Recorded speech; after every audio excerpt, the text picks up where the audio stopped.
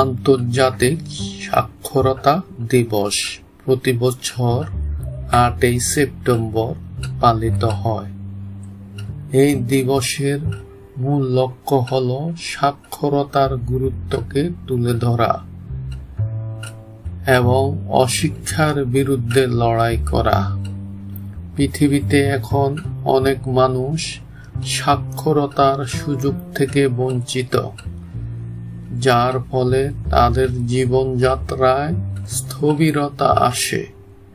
এই দিবসটি আমাদের মনে করিয়ে দেয় যে শিক্ষা শুধুমাত্র ব্যক্তিগত উন্নয়নের জন্য নয়, সমাজের সার্বিক উন্নয়নের অন্যতম প্রধান হাতিয়ার।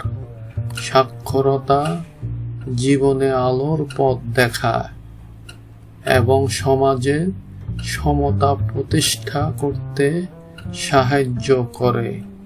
এই দিবসটি শিক্ষা প্রসারের মাধ্যমে একটি উন্নত বিশ্ব গড়ার প্রতিশ্রুতি দেয়।